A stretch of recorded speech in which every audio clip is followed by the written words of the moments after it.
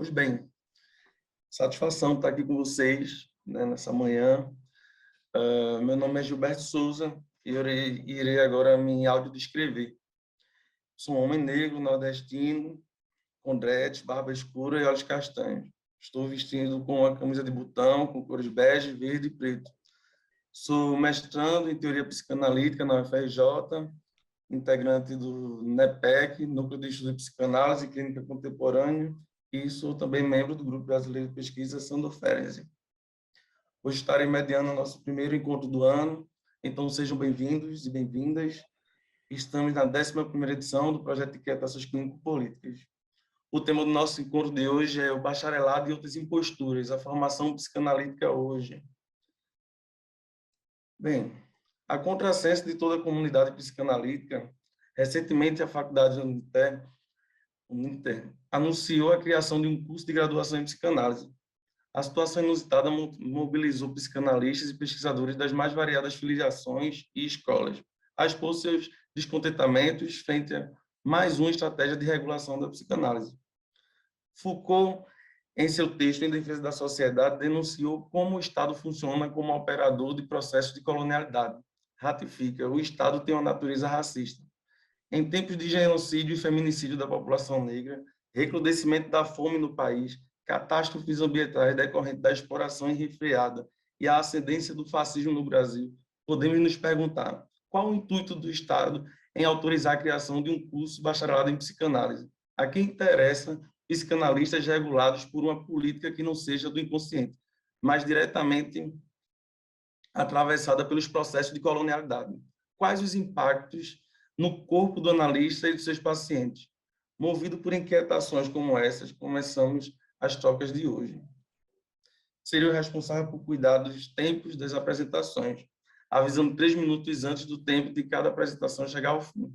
Nosso encontro terá uma duração de 2 horas, sendo que cada apresentador terá o tempo de, em média, 20 minutos cada, e depois abrindo para as perguntas. Quem tiver o interesse em fazer alguma contribuição com perguntas ou comentários, pode colocar o nome no chat e passaremos a palavra. Antes de apresentar nossos convidados, gostaria de lembrar do formulário que enviamos por e-mail para todos os membros, com o intuito de colher informações para a construção de atividades do grupo. Enviaremos agora no chat também. Lembrando ainda que teremos nosso primeiro encontro geral no dia 19 de março, das 10h30 às 13h, para discutirmos um pouco, escutarmos os membros, falar sobre as atividades do grupo, né? Pensar como é que a gente pode promover maior entrosamento e relação e produção de pesquisas, né? É um dos intuitos aqui do nosso grupo, claro. Dito isso, gostaria de apresentar nossos convidados de hoje. Teremos o prazer de contar com a presença da Ana Maria Cigal, psicanalista. Na Argentina foi professora da Faculdade de Psicologia, Universidade Nacional de Buenos Aires, coordenadora do Serviço de Atendimento Vespertino de Adultos do Hospital das Clínicas, ligada à Faculdade de Medicina da Universidade Nacional de Buenos Aires, coordenadora do grupo de interconsultas dos meninos hospitalizados no Hospital de Lanús, supervisora do Centro de Investigação e Docência, supervisora do Serviço de Psicopatologia Infantil do Hospital das Clínicas. No ano de 1976, por razões políticas, precisou se exilar e escolhe o Brasil como lugar de residência. Há 46 anos reside e trabalha em São Paulo.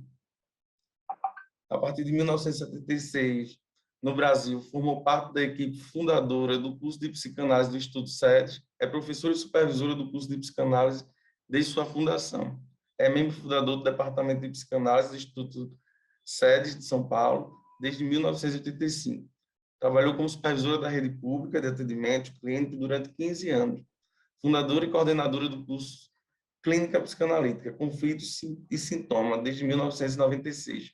Representante do Departamento de Psicanálise no movimento Articulação das Entidades Psicanalíticas Brasileiras desde 2000. Tem como livros publicados O Lugar do País dos Pais na Psicanálise de Criança, pela escuta, né?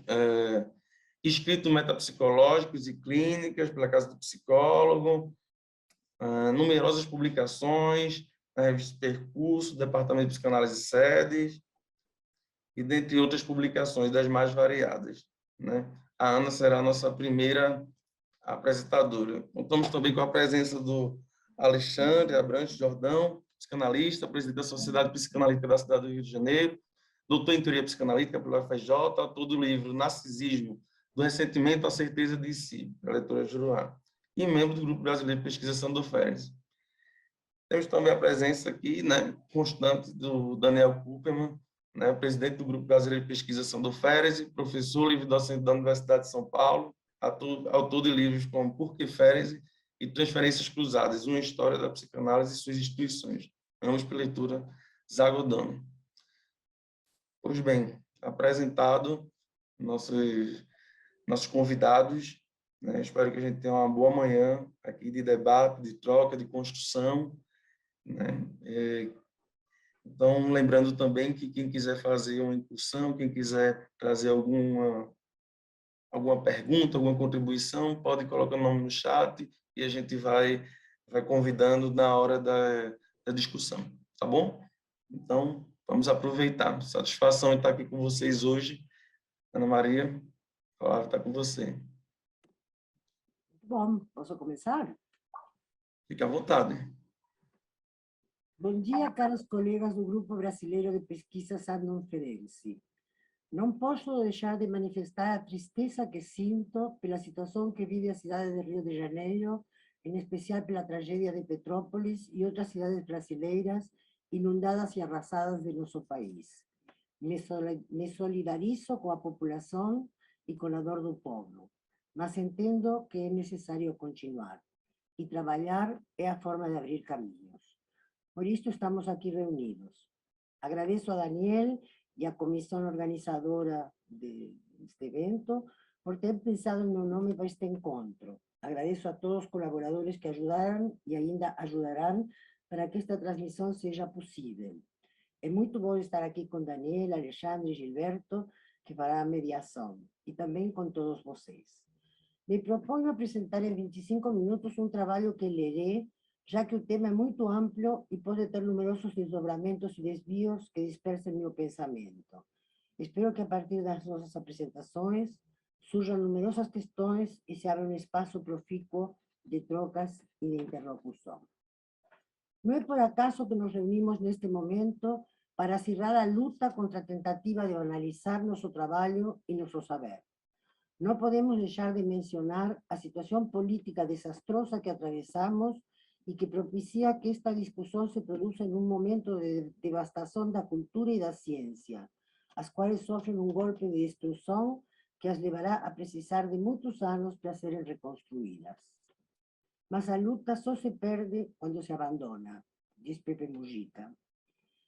E, nesse sentido, os diferentes grupos e os próprios psicanalistas temos reagido com maior força para defender nossa sociedade e nosso ofício de tamanha tentativa de destruição. E este é um dos momentos mais perigosos que temos vivido na história do movimento Articulação. As decisões transitam na calada da noite e, apesar de nossa intensa dedicação, persiste o iminente peligro de que se aprove a regulamentação, quizá proveniente de um espaço do qual nunca pensamos que viria o ataque. Hoje em dia, as vozes são menos escutadas e as bancadas têm uma representação de parlamentares que buscam aprovar projetos que lhes proporcionem mais votos para a reeleição. Não por acaso, determinados projetos neoliberais e de ataque ao conhecimento aparecem de forma subreptícia e encontram apoio nas estruturas governamentais para abrir as brechas para sua realização. O desmonte do MEC abriu perspectivas que antes não teria como acontecer o que está acontecendo. Em todas as áreas, saúde pública, política ambiental, cultura, economia, universidade e segurança, se está abrindo a porteira para passar a boiada. Hoje, pôs-se de manifesto o racismo estrutural que nos constitui, porque, como mostram as estatísticas, é a população indígena, negra e pobre a mais atingida. A pandemia é ainda mais insidiosa pela forma em que o governo federal tem conduzido a política de saúde neste país. O movimento Articulação, assim como os psicanalistas pela democracia, tem trabalhado com força mostrando que a psicanálise não é um saber alheio à história. Son varias as questões que podemos situar e sobre as quais podemos conversar. Como especificar por que há um grupo que luta há 22 anos para que a psicanálise não seja regulamentada, explicitando o que implica a regulamentação e os percalços que aconteceram nestes anos. Podemos esclarecer o que é o movimento articulação, como se constitui e como funciona. Encarar esta nova situação com que nos confrontamos a tentar emplacar um bacharelado em psicanálise. Estas questões derivam muitas outras que surgirão na nossa conversa. A psicanálise como mercadoria e o aproveitamento do projeto neoliberal aplicado ao ensino. Outras também poderão ser colocadas. Quizás seja interessante começar por entender e discutir a razão pela que defendemos a ideia de que a psicanálise não pode ser regulamentada, já que dela derivam todas as outras questões. A pergunta mais comum, quando expomos nossa situação, é: por que os psicanalistas não querem a regulamentação da psicanálise? Por que não querem criar um conselho que garanta a seriedade dos que assim titulam? Por que não criar um conselho que possa regular a prática? Por que não criar uma fiscalização que garanta o exercício legal desta profissão? Estas perguntas partem dos políticos com os quais vamos conversar. Partem também do público leigo e também de membros das comunidades psicanalíticas, que manifestam às vezes de forma velada e outra mais explícita o desejo de que existam órgãos de controle que garantam a seriedade do trabalho psicanalítico. Aqui começa a nossa dificuldade, para que se entenda por que desta negativa. A quem está no campo da psicanálise e tem uma formação séria que passa pela ética de nosso saber, a resposta não parece tão difícil de entender. Partimos da ideia que a formação em psicanálise não é uma profissão, não é uma formação que possa se cursar em uma universidade, nem ter um programa de estudos fixo e estruturado que dê conta de uma titulação. Simplesmente não existe um título de psicanalista, já que a formação tem como eixo principal a análise do analista, um trabalho árduo, pessoal, único e singular, sustentado na transferência. Deste modo, qualquer tentativa de regulamentar a psicanálise entraria em contradição com sua própria ética. Implicaria aceitar um tratamento psicanalítico que pode ser regulamentado. Pensamos que cumprir leis enunciadas externamente, tanto no que se refere à prática clínica quanto à formação, torna estes enunciados vazios, pois eles requerem ser entendidos a partir de um pensamento ético-político interno ao próprio saber.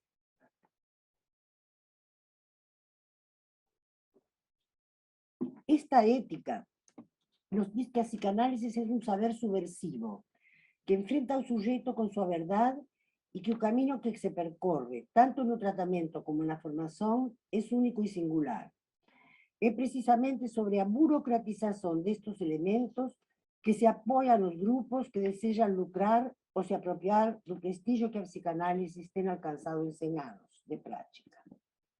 Não há lei jurídica de Estado ou deontologia profissionalizante elaborada por um conselho profissional que possa dizer como transcurre uma análise ou definir quais são as condições necessárias para exercer a prática desde um campo externo ao próprio saber. Partimos da ideia que a psicanálise não é um saber teórico desengajado da prática e que sua transmissão se baseia fundamentalmente na análise pessoal, cuja ética torna regulamentar impossível. Se temos regras a enunciar, são as que respondem ao método, as que Freud chama fundamentais: atenção flutuante e associação livre, para que o inconsciente possa emergir e ser escutado. São regras que seguem uma lógica única e singular, que desestruturam mais do que estruturam, que abrem mais do que fecham, que desregulamentam mais do que regulamentam a lógica do pensamento consciente. São regras que liberam e não constrangem. São regras que têm mais a ver com a lógica do pensamento primário que com a lógica cartesiana. É no flutuar livre da palavra que o sentido aparece. Também a regra de abstinência imprime ao tratamento a possibilidade da liberação do desejo. Escutar para que o sujeito possa escutar a seu próprio desejo. O psicanalista não amordaça o desejo, não deseja pelo outro, oferece sua escuta para que o desejo surja. É bom deixar claro que a abstinência é uma recomendação para o tratamento. Nunca se refere que o analista se abstenha como sujeito da história, nem dos acontecimentos que lhe exigem sua condição de cidadão. Como seria uma psicanálise regulamentada? Seria justamente o que vai em sentido contrário da proposta ético-política que acabamos de enunciar.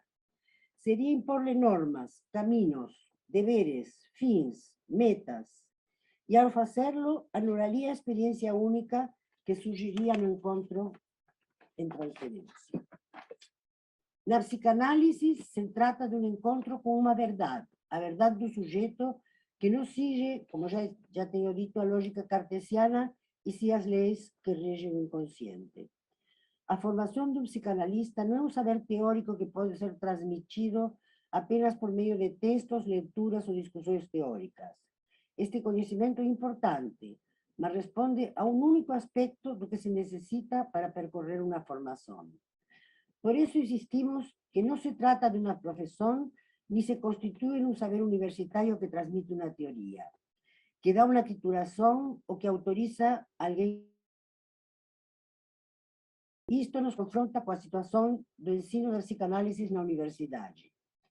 Pensamos que a psicanálise muito se enriquece enquanto teoria al ser confrontada com outros saberes, e que em diversas formações universitárias o ensino da psicanálise como teoria se transforma em um elemento valioso, assim como nas pós-graduações em psicanálise se encontram elementos altamente interessantes que se desenvolvem a partir da pesquisa.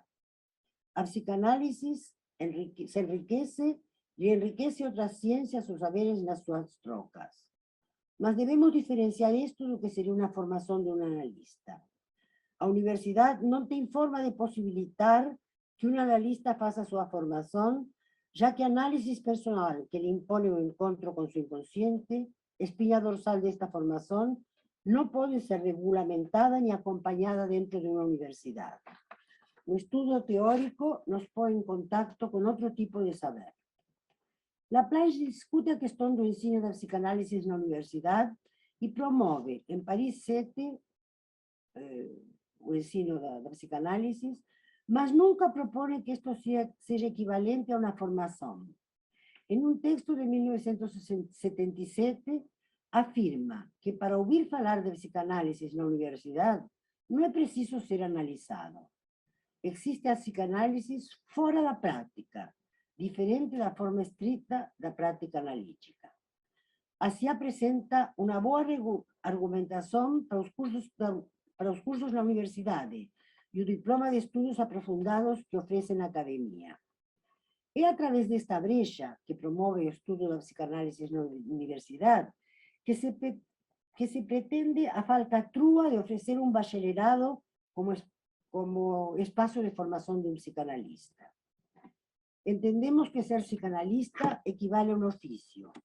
Ninguém seria um artista por ter feito uma faculdade de arte, assim como ninguém poderia se autorizar como psicanalista por ter estudado a teoria psicanalítica. É no próprio contacto com o inconsciente que vamos aprendendo o ofício. Há numerosas instituições que tomam a seu cargo acompanhar estas formações, incluídas enormes diferenças que se encontram entre elas. Algumas promovem o PASE, outras falam de análise didático, outras trabalham com o reconhecimento entre pares. Existe ainda uma discussão segundo a qual uma formação não necessariamente teria que se fazer dentro de uma instituição psicanalítica. Poderia acontecer de forma independente. Mas todas estas propostas valorizam a análise pessoal como eixo da formação. Em algum momento da história, a própria IPA se intitula como órgão regulador, não reconhecendo a formação de um psicanalista que lo fizesse fora de sua égide. Esta posição foi contestada por vários psicanalistas que perteneciam à IPA e pensavam que esta forma de transmissão que en esta forma de transmisión se instituía una situación de poder y de control extraña a propia ética, configurándose un mercado interno que regulaba o fazer psicanalítico. Lacan provoca una revolución dentro del psicanálisis al contestar este poder rompiendo con la IPA la proposición del 9 de octubre de 1967 que marca este rompimiento. No solo con la IPA, mas también con grande parte del acervo histórico y teórico acumulado por varios pioneros del movimiento psicanalista. Otros psicanalistas acompañando a Lacan hacen también una ruptura que por su vez tiene otros desdobramientos y se separan también de él, provocándose múltiples rompimientos y una verdadera liberación del psicanálisis que tenía su origen en una sociedad secreta que en sus inicios fue promovida por el propio Freud. Muchos grupos en muchas ciudades produjeron movimientos semejantes y así comienza a democratizarse la formación sin abandonar el rigor y la ética propia del psicanálisis. Un movimiento plataforma es otro eixo fundamental. Surgido en 1969, acompañando el fervor de mayo de 1968, organiza un congreso paralelo al que estaba se desenvolviendo pela IPA na cidade de Roma. Critica a formación de analistas, el papel de análisis didáctico y la elitización del psicanálisis en su función social. Cría un otro cisma que tiene amplias repercusiones en Latinoamérica. Hoy en día, con las modificaciones que la historia fue produciendo, mucho han mudado las instituciones ligadas a APA, que hoy compartillan connosco el espacio de articulación. A repetición a cansancio de que la formación se basea en un tripé, análisis pessoal, conocimiento teórico y práctica clínica, hoy en día quiere decir muy poco. No es suficiente para garantir una formación seria. Hay un uso perverso del tripé propuesto por Freud. Muchos grupos que alegan basearse en él para legalizar su formación o deturpan, ya que un modelo adoptado es vacío, pudiendo ser preenchido de cualquier manera, como podemos suponer, al constatar el impresionante número de supuestos 2.000 analistas que formó a SPOBI, Sociedad Psicanalítica Ortodoxa Brasileira, grupo dirigido por evangélicos que se organizaron para dar un carácter científico a manipulación de sus fieles, y segundo ellos ofrecían la formación segundo el tripé que a psicanálisis propone. Tomados como esquemas externos, nuestros presupuestos pueden ser preenchidos de forma totalmente al contrario de que pretenden enunciar. Todos los grupos religiosos y los grupos con intereses comerciales que quieren se aprovechar un significante psicanálisis aluden a seu tripé. Esto se encuentra claramente expreso en un tal bacharelado de psicanálisis que de forma perversa incorpora el tripé y garante que, cursando su agrave, el candidato recibirá el título de psicanalista. Voltaremos después a esta cuestión del bacharelado, pero en un momento subrayaremos que fue contra estas apropiaciones que se constituyó un movimiento de articulación de las entidades psicanalíticas brasileñas a reunir un grupo de psicanalistas para luchar contra la regulamentación. Eu achei interesante falar un poco sobre o que é articulação, que tem muita gente que não conhece muito nosso modo de funcionamento. Articulação é um movimento inusitado, sem equivalentes no mundo. Encontramos uma nova forma de trabalhar e ao longo dos 22 anos que estamos juntos, conseguimos nos manter sem fracturas nem cisões, que como vocês sabem, não é uma tarefa fácil, dentro da psicanálise nem dentro da política. Em primeiro lugar, optamos por constituir-nos como um movimento, escolha que exige um trabalho exaustivo. Não temos site, não temos conta bancária, cada reunião é instituinte e não configura um instituído que obedece a um regulamento que patrulha o campo da psicanálise. Esta formación por institución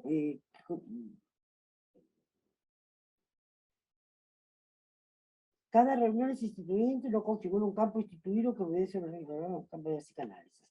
Esta formación por instituciones que se suman a nuestro trabajo y reconocen nuestro objetivo como bandera de luta, esa luta contra la regulamentación. Tenemos una historia y documentos públicos que van balizando a conducción de un movimiento. Nuestra opción fue no crear una institución. Caso o ficiésemos, nos constituiríamos los propios en un órgano regulador. Permanentemente aparece la tentación de decir, este grupo no hace formación, este otro tampoco. Mas esto nos constituiría los únicos que poseen un saber sobre cómo se hace una formación. Partimos sí de la idea de que toda formación debe ser laica y leiga, apoyados en el trabajo de Freud de 1926, a psicanálisis leiga, que con certeza todos vocês conhecem muito bem. Movimento é um conjunto de ações de um grupo de pessoas movilizadas por um mesmo fim. Entendemos nosso fim a não regulamentação da psicanálise. Dentro do mesmo movimento, as diversas instituições que o compõem têm ideias bem diferentes sobre questões metapsicológicas e clínicas, assim como em relação à formação, transmissão e autorização. Mas para podermos trabalhar juntos em um espaço constituído por escolas tão diferentes, tivemos que assumir a necessidade de postergar as satisfações narcísicas e entender que no mesmo espaço podem funcionar diversas instituições renunciando à necessidade de detenção de poder, de ser o único, ser o melhor, ou daquele que monopoliza o verdadeiro conhecimento de Freud. Tuvimos que trabalhar arduamente na aceitação das diferenças e entender que poderíamos unir em torno de pontos mínimos que nos incluyan a todos, fortificando o coletivo e aumentando o alcance de nossa luta. Publicamos 2 libros nos quais as diferentes voces representadas por diferentes autores, das diferentes escolas, das quais vocês poderão ter a notícia através da leitura deles, expressa a polifonia deste movimento. Mas a guisa de exemplo, posso descrever alguns princípios que compartilhamos que nos diferenciam das várias psicoterapias, criando um campo de saber específico. Entendemos que na clínica psicanalítica o saber está do lado do inconsciente.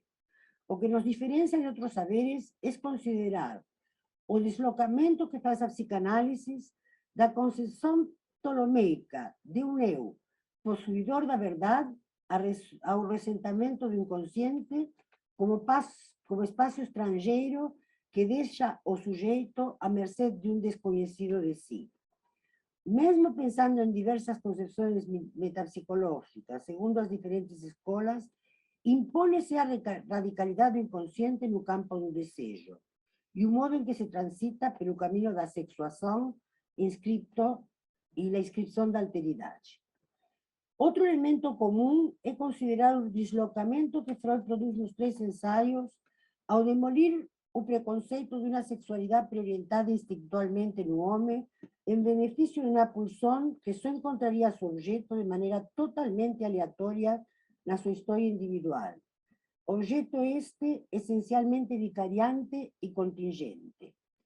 Esta substituição tira o sujeito do campo da pura biologia e o constitui na sua própria diferença, fora do determinismo biológico, a partir da valorização e da linguagem.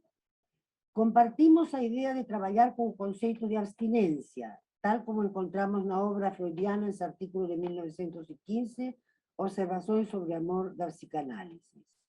Abstinência como regra da prática psicoanalítica, no qual o tratamento psicoanalítico deve ser conduzido de modo tal que o paciente encontre o menos possível de satisfações substitutivas para seus sintomas, especialmente as satisfações que pudessem encontrar resposta ao amor de transferência. Isto significa que o analista tem que se abster de seu desejo e procurar, através da escuta, aquilo que é próprio do paciente. Insisto, como já disse, abstinência e neutralidade não significam que o psicanalista tem que se eximir de sua posição de cidadão. Abstinência de desejar por o outro, sim.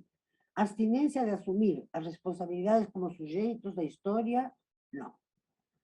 Nos valemos da transferencia como ferramenta fundamental para el establecimiento de relación analítica, nuevo lazo fundamental que se instaura y reactualiza los significantes que soportan las demandas de amor en la infancia. Simplemente gostaria de decir que frente a cada cuestión y decisión que tenemos que enfrentar las diferencias que nos constituyen y tenemos que intentar superarlas. O que nos une es poder trabajar con las diferencias entendidas como diversidad.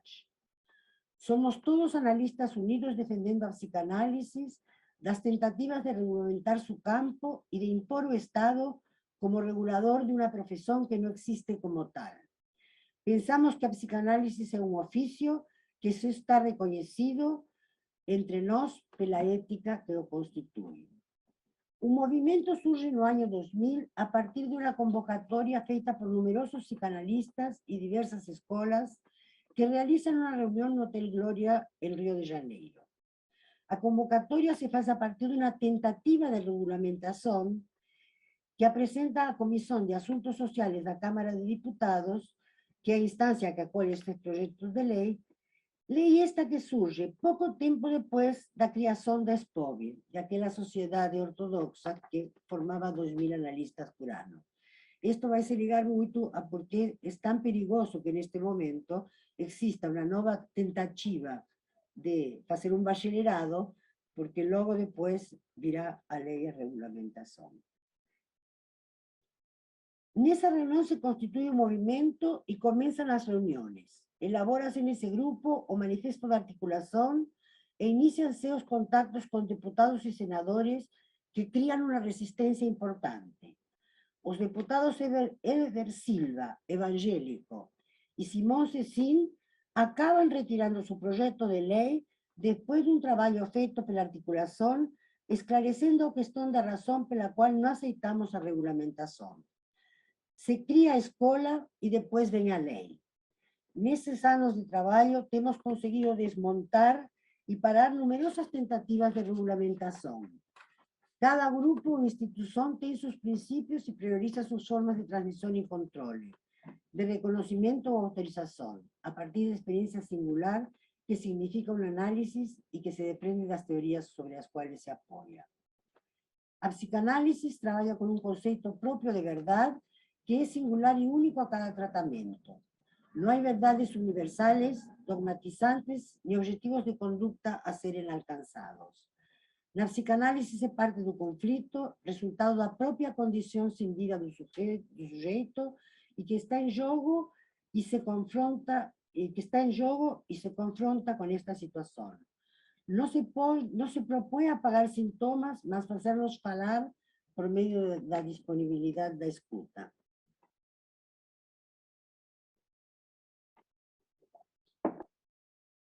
Un movimiento de articulación de las entidades psicanalíticas brasileiras, por tanto, siempre tiene como propuesta intervir los órganos oficiales para evitar la regulamentación. No es nueva esa proliferación de centros de formación que se dicen psicanalíticos y que entrando en sus posibilidades, publicidades, encontramos totalmente deformantes conceptos. Nunca nos ocupamos de desacreditarlos. Muchos afundaban por sí mismos.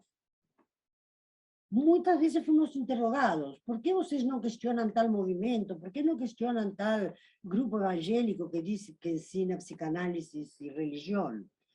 Mas nunca fue nuestro objetivo. Nuestro objetivo era trabajar en un ámbito público donde las decisiones de Estado pudiesen ser las que regulamentaban. Mas agora, hemos sido sorprendidos por una nueva tentativa que puede desembocar en una regulamentación a partir de una facultad de psicanálisis. Este modelo no existe en el mundo entero. Este curso es un estímulo a impostura. Ofrece a los participantes una ilusión de poderse inserir en un mercado de trabajo, mas no es más do que una formación ofrecida con una clara motivación empresarial que contradice todos los postulados de lo que sería una formación. ¿Qué es a Uninter? A Uninter es un centro universitario internacional que promueve este bacharelado. é um conglomerado institucional de ensino que tem 12 polos ativos no exterior, sendo 9 nos Estados Unidos, 2 na Europa e 1 na Ásia. No Brasil está presente em todos os estados da federação, com aproximadamente 400 cursos de formação, pós-graduação e mestrado. Já formou mais de 500.000 alunos. Faz anos que os fundos de aplicação financeira vêm propagandeando que o investimento em educação é dos mais rentáveis. Assim como tais aplicações vêm se expandindo e o mercado da educação se multiplica, o que pareceria algo interessante, que alguns chamam de democratização. Mas, ao ser confundido com a democratização do saber, se cria uma falácia que precisa ser denunciada. Cada vez mais estas instituições vão explorando o desconhecimento que a população tem. Oferecem cursos com garantia de inserção no mercado do trabalho, fantasia que fica só no papel da titulação. O anúncio de tal bacharelado diz: ao final do curso, o egresso terá um diploma de bacharel em psicanálise e poderá atuar como empregado em empresas para serviços de prevenção e recuperação da saúde mental. Ou, se assim lo quiser, abrir seu consultório e trabalhar por conta própria. Realça também os lucros interessantes que este exercício profissional reportaria aos que fizessem esta formação. Atendendo ao desenvolvimento das ideias expostas anteriormente, vemos a 4 minutos, tá, Ana? Já estou terminando. Vemos a perversão desta oferta. Oferecem formação enganosa, copiando ideias, falas, considerações reproduzidas de publicações de instituições sérias e muitas vezes usam os argumentos que foram elaborados por o próprio movimento articulação, tentando valer-se do fato de que a psicanálise não está regulamentada, pode sugerir que por esta razão qualquer um poderia exercerla e ensiná-la. O curso preenche o quesito de análise personal, aquele ponto del tripé, com um tratamento oferecido em grupo no último quadrimestre da grade do curso universitário. Frente à pergunta feita por um candidato que deseja se inscrever no bacharelado proposto e quer saber qual portaria, que regulamentação do MEC autorizou o curso de bacharel em psicanálise, a instituição responde: não demorará muito que as associações psicanalíticas que promovem cursos livres vão entrar na justiça pedindo o cancelamento do nosso curso com a alegação de que a psicanálise deve ser livre e laico. Blá, blá, blá, blá, blá, blá, blá, blá, blá. Estão bem aparelhados, bem assessorados, e o movimento de articulação, que nunca questionou os numerosos cursos que se oferecem, inclusive com as propostas mais ridículas, como o curso de psicanálise evangélico, ou o curso promovido pelo Sindicato de Psicanalistas e outras aberrações, nunca questionou por não querer ser um órgão regulador. Mas desta vez a situação é diferente. Se lança um curso que garante ser aprovado pelo MEC, órgão oficial do Ministério da Educação e Cultura. E ao dar um título universitário, institui de fato a psicanálise como profissão. Daqui a regulamentação, só um passo.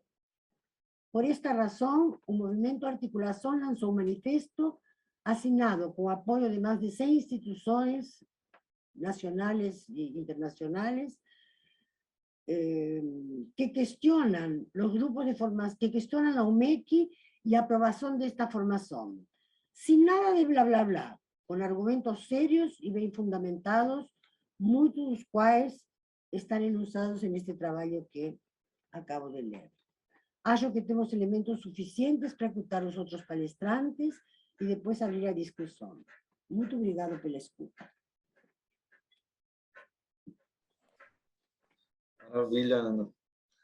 Bem, hoje temos uma mesa por excelência polifônica, né? Vários sotaques diferentes. Bem, agora a palavra fica com você, Alexandre. Obrigado, Gilberto. Ana, fantástico. Acho que vai impressionante como nós vamos trabalhar inclusive usando termos muito parecidos e uma abordagem também muito parecida. Eu só vou salientar porque é uma questão que tem me interessado já há muito tempo, e que é a questão da análise uma vez por semana. Tanto os limites, né, as implicações, quanto, em alguns momentos, eu me dediquei a pensar, mas por que funciona, como que funciona e etc. É claro que, na formação do psicanalista, eu acho que é uma modalidade inadequada, ela é insuficiente, e eu vou discutir isso aqui. Eu vou ler o texto, Gilberto, você pode disponibilizar, porque eu vou ler meio rápido para não ocupar muito tempo, então eu pedi para o Gilberto colocar o texto na tela, que aí vocês podem acompanhar. Eu gosto muito do título, né, do projeto Inquietações Clínico-Políticas. Acho extremamente bem elaborado. Todos Agradeço ao estão, Daniel. Oi? todos estão conseguindo visualizar? Sim, sim. Joia. Vamos lá. Agradeço ao Daniel e à Comissão de Comunicação do Grupo Brasileiro de Pesquisa Sandor Ferenczi pelo convite para participar deste debate em companhia tão agradável e sobre um tema tão fundamental e eminentemente ferenciano, né? Formação do psicanalista. Nada mais adequado que seja promovido por esse grupo de pesquisa. Buscarei demonstrar o quanto ser psicanalista implica necessária e incontornavelmente uma postura política, e como essa exigência é consequência imediata e inexorável da própria formação do psicanalista. Para concluir que a recusa dessas premissas ou exigências, as imposturas, como bem disse Daniel, tem também consequências políticas que afetam todo o campo da psicanálise hoje. Há tempos venho pensando nos alcances, implicações e limites das análises uma vez por semana. Aqui quero apontar que esta é inadequada para a formação do psicanalista, o que constitui um problema de difícil abordagem devido ao caráter eminentemente pessoal, no sentido de singular, único e autônomo do processo. Comecemos pela política. Estamos todos nós aqui nesse grupo de pesquisas, pela própria proximidade com o pensamento de Sandor Ferenczi, habituados a considerar a política uma parte indissociável da psicanálise e do próprio ofício dos psicanalistas. Hoje gostaria de partir de uma colocação de Freud que vai no mesmo sentido e convidar vocês a me acompanharem em algumas considerações sobre as razões de ser desta comunhão de posturas entre Freud e Ferenczi, como isso está diretamente relacionado à formação do psicanalista. Na carta de Freud a Ferenczi, de 15 de dezembro de 1914, encontramos um Freud desanimado com as consequências da guerra, a interrupção da publicação das revistas, das atividades da IPA. No momento, ele tinha um único paciente, etc. E extremamente crítico quanto ao modo como a guerra era encarada tanto pela população, de uma maneira geral, quanto pelas autoridades. Diz o Freud, há 3 meses fala-se do inevitável colapso da Sérvia. Ando muito desgostoso pela maneira como lidamos com as coisas. Esse comentário, na verdade, deu prosseguimento a observações expressadas no parágrafo imediatamente anterior, que é o que eu cito. Estou mais do que nunca isolado do mundo atualmente e continuarei assim por ainda mais tempo, devido às consequências previsíveis da guerra. Sei que escrevo atualmente para 5 pessoas, para o senhor e os outros poucos, os 5 do comitê secreto, né? Ferenczi, Abraham, Jones, Rank e Sachs. Passagem que me interessa é essa próxima. Diz o Freud, a Alemanha não mereceu minhas simpatias enquanto analista. E melhor nem falar da nossa pátria comum. Enquanto analista, na tradição francesa, na tradução francesa, en tant qu'analyste. Na tradução publicada nos Estados Unidos, realizada pelo Peter Hoffer, as an analyst. O exame crítico dos seus possíveis alinhamentos ideológicos se faz a partir da psicanálise, com a psicanálise e enquanto psicanalista. Como deslindar esse aparente enigma? Psicanaliticamente, é claro. Também enquanto analista.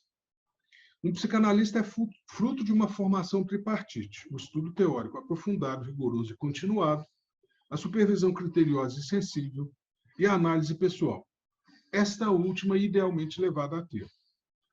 São todos os três processos com características próprias e, às vezes, quase paradoxais. Por exemplo, podemos dizer que são todos longos, mas não nos é possível a nenhum de nós delimitar exatamente o tempo mínimo necessário diante do qual esperamos que o nível satisfatório da formação do analista se dê, nem o máximo, em nenhum dos três pilares da formação. Mas o mais importante a considerar aqui é que, ainda que estabeleçamos critérios generalistas, mesmo baseados em experiências anteriores e atuais do conjunto de psicanalistas, não há garantias. A singularidade da formação de cada psicanalista é um fator sine qua non de qualquer indivíduo que almeja exercer esse ofício. Simplesmente porque, para começar, depende primordialmente da análise pessoal de cada um. Tema eminentemente ferenciano, a qualidade das análises pessoais dos analistas. Esta singularidade, é boa e ruim. Não há bônus sem ônus. É boa porque é exatamente a autonomia individual alcançada no percurso de uma análise pessoal, fundamental no processo de formação de cada analista, que pode, mas não garante, desenvolver a capacidade desse mesmo analista de lidar adequadamente com a diversidade subjetiva dos pacientes que, porventura, atender. Essa capacidade depende exclusivamente da análise pessoal do analista, e é ela que está no cerne também da necessária postura política da psicanálise. Por mais que a supervisão de qualidade e o conhecimento teórico rigoroso possam ser auxiliares ou facilitadores no aprimoramento dessa capacidade, eles não conseguem promovê-la por si só, assim como a análise pessoal também depende dos outros dois pilares para o surgimento de um psicanalista. É esse o modo como entendo a colocação de Freud de que, ao final de uma análise, temos um psicanalista, chegando a desaconselhar expressamente seus pacientes de se dedicarem a leituras dos textos psicanalíticos. Bem sabia Freud que isto, com uma frequência, infelizmente, infinitamente maior do que o contrário, serve mais à resistência do que à análise daquela pessoa.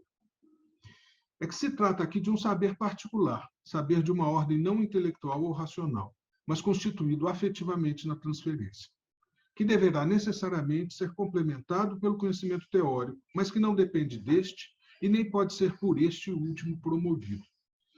Podemos ter, reunidos na mesma pessoa, um enorme saber teórico acompanhado de absoluta falta de traquejo clínico.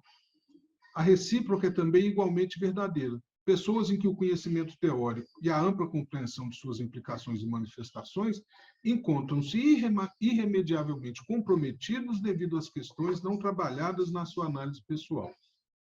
Qualquer pessoa que tenha se dedicado à sua análise pessoal com afinco e que a tenha levado até o fim, ou a bom termo, melhor dizendo, talvez, terá experimentado e compreendido noções como defesa, ambivalência, fantasia, idealização, castração, transferência, sintoma, etc. Se não houvesse dedicado ao estudo teórico consistente, é provável que não consiga discorrer conceitualmente sobre essas noções nos termos que encontramos nos textos psicanalíticos, mas saberão emprestar seus próprios termos e palavras para expressar do que se trata, e inequivocamente apontar o quanto este é um saber diferente daquele adquirido pelo mero exercício intelectual. Este saber diferente só pode ser adquirido através da experiência. Exige ser vivenciado na transferência. É esta vivência que, ao desmontar, ainda que precariamente, arcabouços defensivos arcaicos e colocar o sujeito em contato com suas próprias contradições pessoais e a pluralidade conflitiva de seus desejos polimorfos, acaba por promover um olhar crítico penetrante, abrangente e fundamentalmente subversivo. Subversivo porque enxerga o que se tenta esconder, aponta satisfações mesquinhas decorrentes de escolhas aparentemente nobres e elevadas, e que acaba por avaliar tudo e todos segundo critérios exclusivamente éticos. Este é um aspecto eminentemente político porque fornece as ferramentas ao exame crítico do embate de forças que compõe o campo social. Negar ou não querer saber desse aspecto significa alijar-se de uma das consequências imediatas do tornar-se psicanalista, com consequências diretas sobre o próprio exercício clínico da psicanálise, que é o que nos interessa. A análise pessoal é a única ferramenta que nós, psicanalistas, conhecemos. Não quer dizer que não existam outras, talvez existam. A gente não conhece e não trabalha com outras. Conhecemos para promover, no contexto clínico, o que Freud chamou de comunicação entre inconscientes e Ferenczi de sentir com. Para que haja uso clínico adequado de material ideativo, afetivo e fantasmático do próprio analista na sessão, sua análise pessoal terá que haver, em algum grau, desmontado automatismos defensivos, colocado em relevo suas formações de compromisso, de modo a que elas sejam minimamente suspensas, ainda que temporariamente, e, por fim, que o próprio sentimento de onipotência narcísica do analista esteja enfraquecido ou anulado. Isto só a análise pessoal pode fazer. E nenhum bacharelado tem relação com isso. Chegamos ao hoje, que examinarei sob 3 aspectos. Qual é a configuração e composição do campo psicanalítico hoje? Segundo, alguns problemas na formação dos psicanalistas nos nossos dias. E terceiro, as novas formas de ataque à psicanálise e o perigo que corremos. O tema da formação do psicanalista hoje está intimamente conectado com as características do que chamaremos aqui de campo psicanalítico, entendendo este como conjunto de áreas de atuação dos psicanalistas. Há muito tempo, a psicanálise deixou de ser exclusividade das várias instituições psicanalíticas que se dedicam à formação de psicanalistas. E isso é bom. A psicanálise está nas sociedades de psicanálise, claro, mas também nas universidades, nos tribunais de justiça, na saúde pública, na saúde coletiva e na saúde mental, no SUS, CAPS, CAPS-AD, hospitais-dia, centros de acolhimento, etc. Está em clínicas particulares de especialidades médicas, como clínicas oncológicas, nos mais variados institutos de pesquisa e fundações, nos grupos de estudos privados, cursos avulsos, na mídia, etc. Ou seja, o campo psicanalítico hoje é composto por uma imensa diversidade de instituições e agentes coletivos e individuais, que muitas vezes prescindem do vínculo institucional com as tradicionais sociedades de psicanálise. Muitas vezes, mas nem sempre. É comum que os psicanalistas que atuam nessas várias frentes também estejam associados a tais sociedades. Há, na verdade, um intenso intercâmbio entre essas várias áreas de atuação. Tomemos o exemplo dos cursos de pós-graduação sérios em psicanálise, por falar dos sérios, né? Desde sua constituição, há uma imensa gama de psicanalistas sem vínculos institucionais com instituições formais de ensino e pesquisa universitários, que não sejam as próprias sociedades de psicanálise, que buscam seu aprimoramento teórico em cursos de pós-graduação, tanto lato quanto estrito sensu. O processo de formação do psicanalista hoje, portanto, além de ser itinerante e fundamentalmente singular para cada pessoa, conta nos nossos dias com numerosos agentes tão importantes e atuantes quanto as próprias sociedades de psicanálise. Isso trouxe não somente uma enorme ampliação do campo psicanalítico, mas também expressiva diversificação de leituras e abordagens. Nesse sentido, os benefícios são mútuos. O próprio campo psicanalítico se beneficia dessas experiências em áreas antes distantes do seu escopo inicial, e tais áreas também colhem frutos de incluírem a psicanálise nas suas atividades. Qual a especificidade da sociedade de psicanálise nesse cenário multifacetado? É que, de todos os agentes que compõem o campo, somente a sociedade de psicanálise tem como premissa básica a exigência de que o analista em formação participe de maneira ativa nas 3 frentes que compõem o tripé: análise pessoal, supervisão e estudo teórico. Posso me tornar doutor em teoria psicanalítica sem precisar fazer minha análise pessoal nem fazer supervisão. Muitos hospitais e serviços de saúde oferecem supervisão à equipe de analistas que ali atuam, mas, novamente, não lhes cabe exigir a análise pessoal de seus prestadores de serviço. Nenhum grupo de estudos tem o poder de exigir a análise pessoal ou a supervisão de seus frequentadores. Dito isso, enfatizado o lugar particular que as sociedades de psicanálise ocupam no escopo das várias frentes atuais que concorrem para a formação do psicanalista, gostaria de apresentar 2 problemas atuais nessa empreitada que nos afligem nas sociedades de formação, mas que, na realidade, dizem respeito a todo o campo psicanalítico: o da qualidade das análises individuais e a da qualidade, amplitude e profundidade do conhecimento teórico do analista em formação. Trata-se aqui de uma visão pessoal com características de depoimento, para que, assim espero, o debate por ela suscitado possa apontar caminhos possíveis para o enfrentamento dessas questões.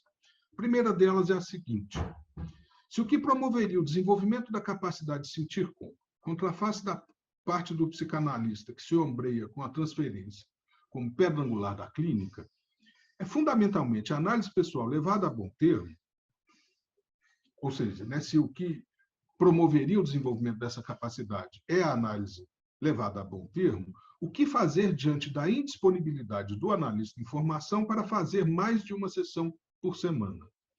Claro está que estou afirmando categoricamente que análises com frequência tão reduzida não conseguem agir sobre as defesas, formações de compromisso, etc., de maneira minimamente eficiente. Isso quer dizer que será impossível para esse analista deixar de se misturar com seu paciente e nem discernir as fantasias do paciente de suas próprias, ou emprestar clinicamente suas próprias fantasias aos pacientes sem pretensões de autoridade, como encontramos no texto das fantasias provocadas de Ferenczi. Ressalto o termo indisponibilidade para pontuar o que quero discutir, que o que quero discutir não diz respeito a impedimentos concretos, falta de dinheiro, por exemplo, mas sim escolhas afetivamente comprometidas com os próprios arranjos autogratificatórios atrelados ao sintoma que promovem essa condição. São, portanto, aproveitando o termo utilizado por Daniel, imposturas. Isso também se dá no campo do saber teórico. Também uma impostura. Sabe aquele analista de informação que gasta mais dinheiro com produtos capilares do que na própria análise, mas diz que não pode arcar com mais de uma sessão por semana? Ou aquele outro que gasta com a nutróloga por mês 4 vezes mais do que com sua análise pessoal? Ou ainda o terceiro que faz 2 aulas de tênis por semana, mas não se dispõe a fazer mais de uma sessão?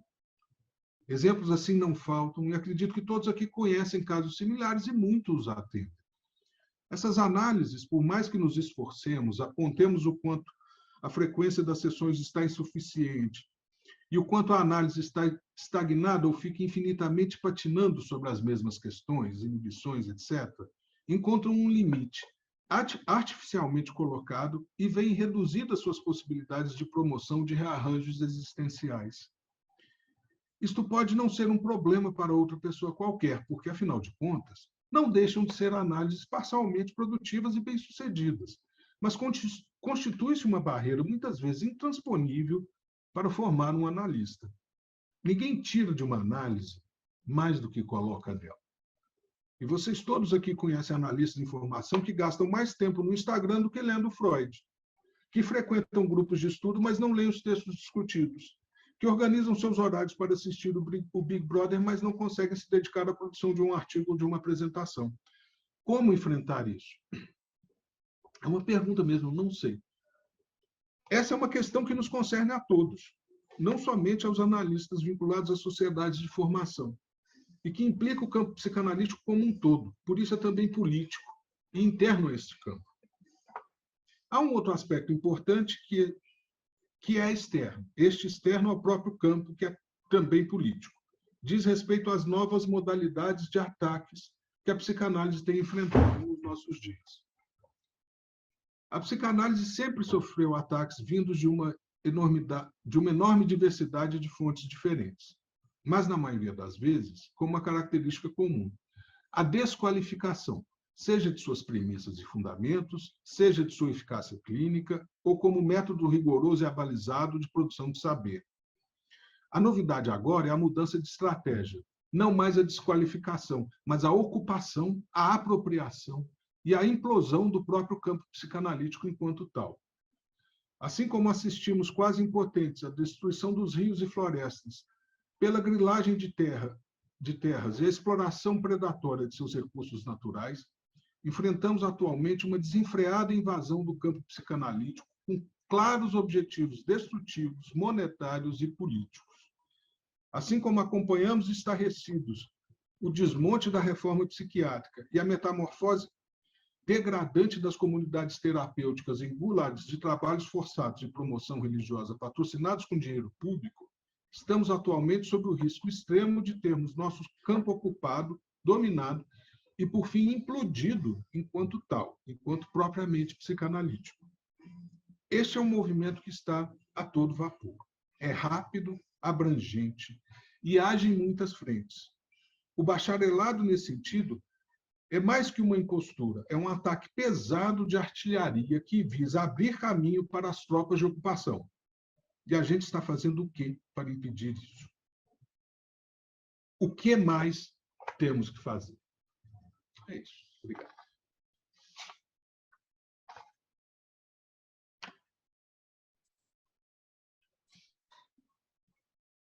Depois de duas falas como essa, né? Acho que nos geram muitas inquietações, né? Bem, a palavra fica com o Daniel. Vamos lá. Obrigado, Gilberto. Vocês me escutam? Estão escutando? Sim. Bom, então, em primeiro lugar, queria agradecer a presença de vocês todos hoje. Primeiro evento, né, do ano do Grupo Brasileiro de Pesquisa Sanoferense. Agradecer muito a Ana Maria Sigal, que veio nos prestigiar aqui com todo o depoimento e as elaborações dela e a participação que ela teve na articulação por 20 anos, mais ou menos, né? Alexandre e Gilberto, que estão aqui comigo, e a comissão organizadora do Inquietações.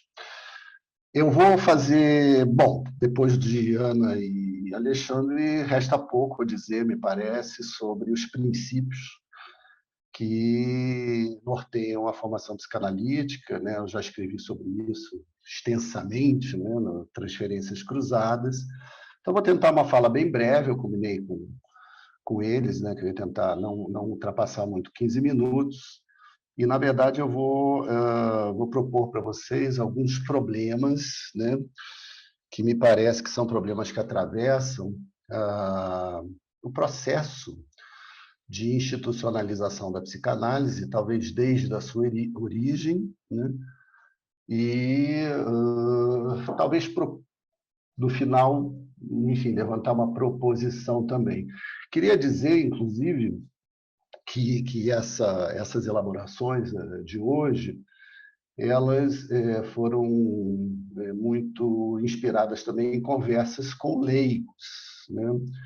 Acho que Ana citou isso, quer dizer, como que os leigos não analistas leigos, né? Eu digo leigos são os não analistas, né? Pessoas que fazem análise ou interessados no problema, né? Que estão acompanhando as discussões pela Folha de São Paulo, pelo Globo, e que fazem perguntas muito básicas, né? Eu estive no Rio de Janeiro semana passada, em uma conversa de praia, as pessoas perguntavam assim: mas eu sou engenheiro, eu posso ser psicanalista? Um outro que é advogado dizia assim: mas se eu sofrer na minha análise uma falha ética do meu analista, a quem que eu me dirijo, né? Não existe um centro regulador? Como é possível, né? E questões assim que são questões que para os leigos são assim, muito imediatas, né? E que para nós aparentemente são tão não familiares, né? Que elas nem se colocam mais. Então, eu vou, na verdade, trabalhar com vocês hoje e propor, né? Os 3 problemas são a endogamia, o ahistoricismo e o apoliticismo do campo psicanalítico, tá? Então, assim, endogamia. Vamos lá. Esse problema não é um problema só da psicanálise, né? Me parece que é um problema hoje do campo das ciências em geral, tem sido muito valorizado pelos órgãos de financiamento, né? E mesmo CAP, CNPq, esses órgãos que regulam a pesquisa no Brasil, o que a gente chama de difusão científica, né? De que modo as pessoas que fazem ciência conseguem se comunicar com um público mais amplo, né? No sentido de uma percepção de uma certa endogamia, né? Na pandemia, isso apareceu de uma maneira muito gritante com todo o combate, né, aos negacionismos vindos dos mais vários estratos, né, da sociedade, desde do governo até, enfim, empresários, políticos, etc., né? Então, como que a gente consegue, né, se colocar ou tentar explicar certos pontos de vista muito elaborados e muito consensuais no interior de uma certa comunidade para fora dessa comunidade, né? Então, vou tomar como, assim, como ponto de partida uma discussão do Freud com Jung, né? Uma discussão antiga. Vocês sabem que o Jung foi eleito, né, pelo Freud e pelo grupo em torno de Freud para ser o primeiro presidente da Associação Psicanalítica Internacional, né, criada em 1910. Eu vou voltar a isso já já, porque quem fez o discurso, né, de criação da Associação Internacional foi ninguém mais, ninguém menos do que, né, o nosso conhecido Sandor Ferenczi, cuja conferência está publicada no volume 1, né, do Psicanálise 1, um texto publicado em 1911, a conferência dele no Congresso de Nuremberg, em 1910. Então, quando Freud elege Jung, nesse sentido de pensar talvez uma resposta, né, uma tendência endogâmica da psicanálise. Na época, a endogamia dizia muito respeito também a Viena, né, um meio judaico. Então, Jung seria uma espécie de psiquiatra, alguém que tinha já um certo reconhecimento e não fazia parte, né, desse meio restrito.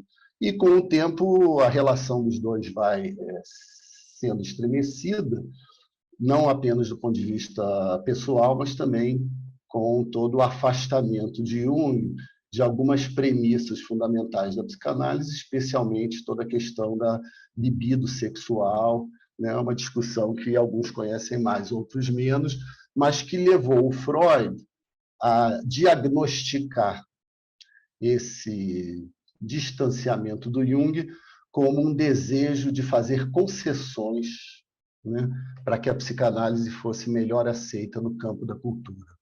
E aí, numa carta de 30 de novembro de 1911, o Freud escreve uma frase que ficou célebre, né, para o Jung, dizendo: olha, não vale a pena essas concessões, a psicanálise fará da se, quer dizer, a psicanálise se fará por si mesma, né? Algo como uma espécie de esperança de que a verdade triunfará, né, apesar de tudo, né? Em nenhum outro momento da obra, Freud pareceu tão equivocado quanto neste. Por quê, né? Primeiro, porque não está garantido, não está escrito em Bíblia nenhuma, que a verdade científica ou a verdade, né, de um certo conhecimento atravessado, seja pela racionalidade científica, seja mesmo o inconsciente, vai triunfar, né? Isso não está garantido. Isso é uma luta, né?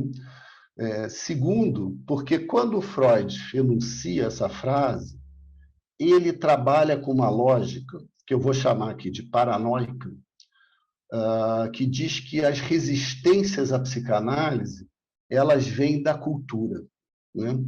Então, há um texto famoso, né, do Freud também, As Resistências à Psicanálise, onde isso está posto, quer dizer, pelo fato da psicanálise revelar, né, certas verdades inconvenientes, então a cultura resiste à psicanálise.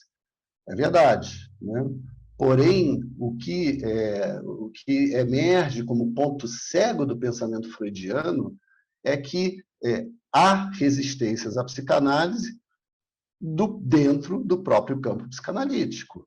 E os modos de institucionalização da psicanálise, né, foram responsáveis, em grande parte, pelo recrudescimento dessas resistências, né, a começar pela análise didática, né, que foi se impondo no seio da Associação Internacional e que já em meados do século passado se mostrava como provocadora de grandes resultados iatrogênicos, né? Então, a ponto, por exemplo, de Deleuze e Guattari dizerem, né, que as instituições psicanalíticas são verdadeiras instituições de lavagem dos inconscientes, né? Quer dizer, depois Derrida escreve um livro, né, Resistências da Psicanálise, falando exatamente de como que essa concepção do Freud, né, de que o mal está fora, né, de que as resistências vêm de fora, é uma concepção extremamente limitada. Então, o primeiro problema, né, que nós temos ao pensar formação psicanalítica hoje, né, é um problema que me parece atemporal, que é o da endogamia, né, como, de alguma maneira, fazer com que a pergunta que o Alexandre termina, né, como podemos fazer com que algo tão sofisticado, né, tão delicado, seja minimamente compreendido por aqueles que vão decidir, afinal de contas, né, os destinos da psicanálise no Brasil, né? Se isso vai passar por Congresso Nacional, a gente há de convir que o Congresso Nacional não é habitado por grandes intelectuais, né? Para dizer o mínimo. Então, primeiro problema. Segundo problema, né, que é o que eu chamei de ahistoricismo, né? E aqui eu vou citar justamente Ferenczi. Quando, né, depois da viagem em 1908, 1909, né, para os Estados Unidos, aquela famosa, né, Universidade de Clark, Ferenczi, Jung, Freud, essa troika, né, retorna e a ideia da criação da Associação Internacional. Vejam, a psicanálise já existia, né, em 1910. Então, mas existia como movimento, né, movimentos fragmentados, eu vou usar propositalmente essa expressão, né, descentralizados, né, tinha lá a Sociedade de Viena, a Sociedade de Zurique, Berlim, etc. Ferenczi faz um discurso que eu sugiro que quem não conhece leia, e quem já leu, releia. Eu reli ontem, né? É espetacular, tá?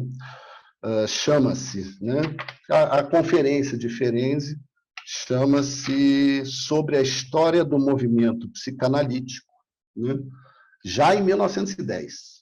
Né? E o que Ferenczi diz? Ferenczi diz algo curioso. Ele fala assim: até agora, né, o problema de Ferenczi são os meios de luta, né, da psicanálise, de modo a se instituir na cultura. Estão falando da Europa, um pouco dos Estados Unidos, né? Mas os meios de luta. Ele está questionando esses meios de luta e ele diz, até agora, né, vigiu a guerrilha, cada um por si, né, de acordo com características locais, geopolíticas, né? Ele diz, isso foi muito bom, porque foi um momento que ganhou-se tempo, né, sem precisar uma grande organização, para que a psicanálise fosse se difundindo, né, em cada lugar, cada centro, né, importante, enfim, da Europa e outros centros. No entanto, ele diz, isso, né, de algum modo, enaltece. Eu vou até ler umas passagens para vocês, porque são muito boas, né? Então, ele diz, enaltece o amor próprio, né, de cada psicanalista, mas, ao mesmo tempo, né, vai, de algum modo, sendo assujeitado também a características muito idiosincráticas, né, de cada pensador, de cada local, a ponto de, com o tempo, isso ir criando uma certa subversão do próprio corpus psicanalítico, né? Então, ele diz, na verdade, o que o Ferenczi está propondo é a substituição da guerrilha pela guerra, né? Pela guerra organizada. Interessante, questionável, interessante. Eu diria até que Ferenczi vai se arrepender, né, no final da sua vida, pelo que a IPA se tornou, e o Ferenczi é o pensador da fragmentação, né? Mas vejam o que ele fala nesse momento, né? A fase autoerótica da vida de associação, né, seria substituída pela fase mais evoluída de amor objetal. Não está falando do desenvolvimento psicossexual de cada um, está falando do, né, desenvolvimento psicossexual do movimento psicanalítico, né? E essa fase evoluída do amor objetal, né, a satisfação não seria buscada mais pela excitação das zonas erógenas psíquicas, vaidade, ambição, etc., mas nos próprios objetos do nosso estudo. Bom, no entanto, o próprio Ferenczi se alerta porque ele chama da patologia das associações, né? O Freud, no caso, se tornar, né, uma espécie de pai autoritário, ou a relação dos analistas com, né, a própria psicanálise. Então, é amor e ódio pelo pai, rivalidade e inveja entre os irmãos. E o Ferenczi, muito otimista, diz, bom, nós analistas vamos saber dosar, né, as vantagens dessa estrutura, né, que acaba reproduzindo a estrutura familiar, né, evitando, né, as patologias, que ele chama de patologia das associações. Então, tem um aviso, Agora, mais impressionante é o alerta dos riscos que a psicanálise corre, em 1910. Primeiro risco, né?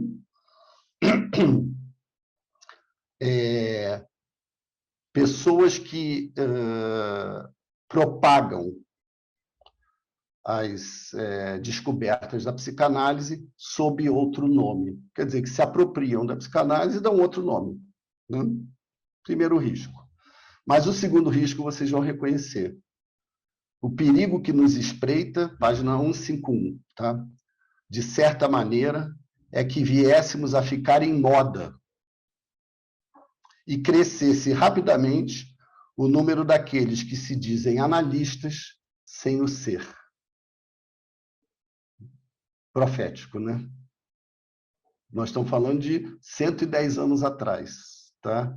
Vou repetir, né? O perigo que nos espreita é que viéssemos a ficar em moda e crescesse rapidamente o número daqueles que se dizem analistas sem o ser.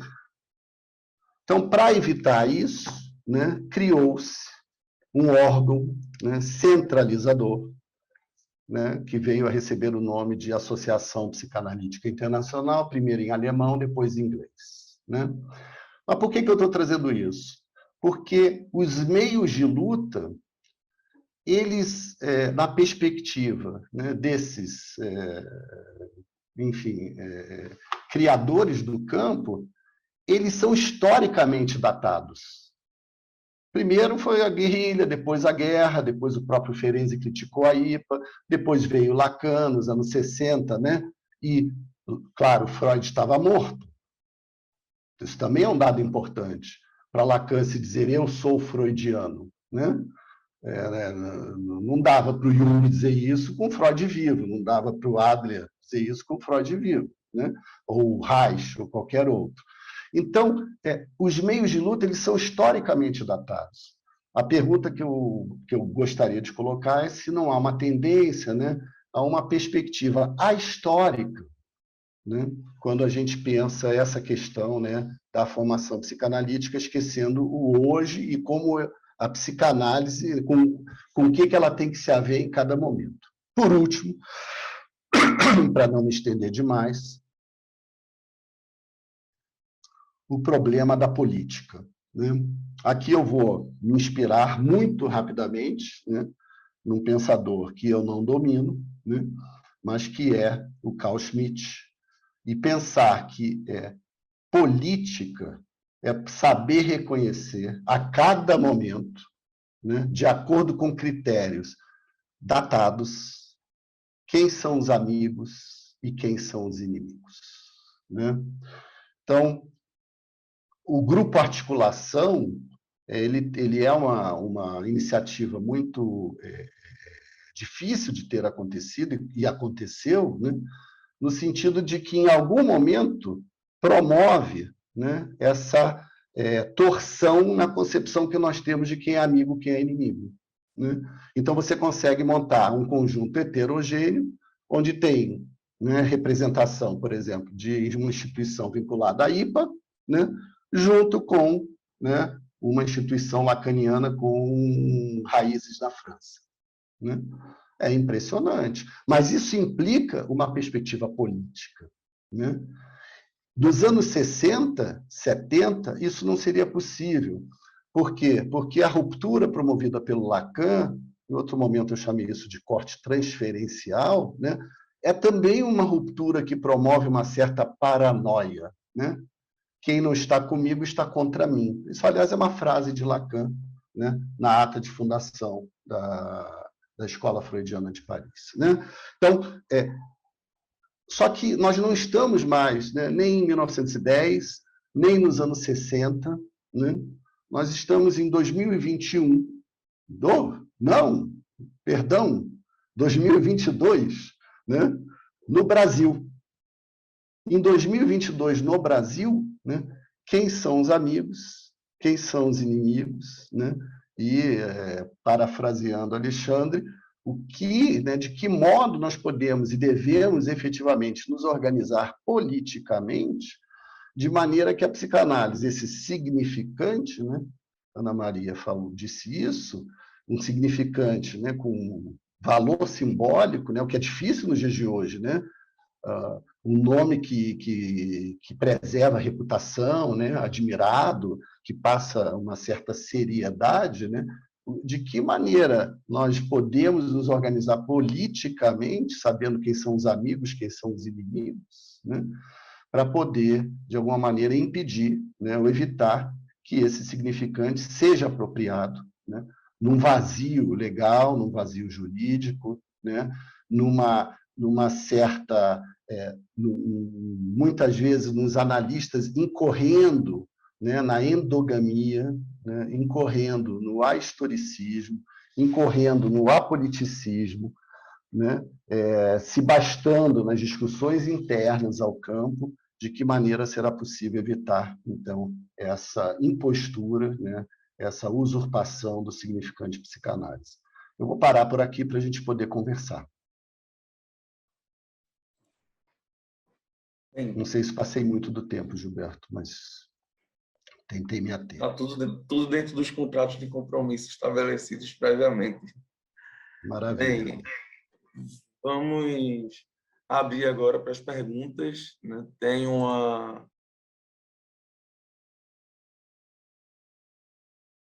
Viver essas paixões, né? E pensamentos também provocados por todos, né?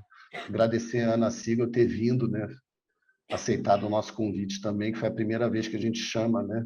Para inquietações uma pessoa de fora do grupo. Eu agradeço. Quer fazer alguma consideração, Ana, Alexandre, para a gente encerrar? Agradecer muito ter estado aqui com vocês e haver levantado tantas questões e tantas concordâncias e discordâncias que teremos espaços outros para ir elaborando.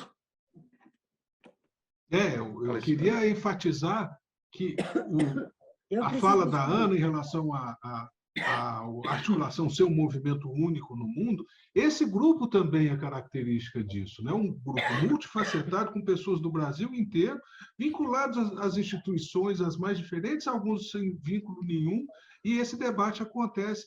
Isso também é muito novo e muito valioso. É isso, é um prazer participar desses eventos. Muito obrigada. Gente, foi uma satisfação estar aqui com vocês novamente, hoje nessa posição de mediador. Espero encontrar com vocês daqui a um mês, tá? Então, até mais. Um bom final de semana a todos e todas. Obrigado a todos. Gente, obrigado.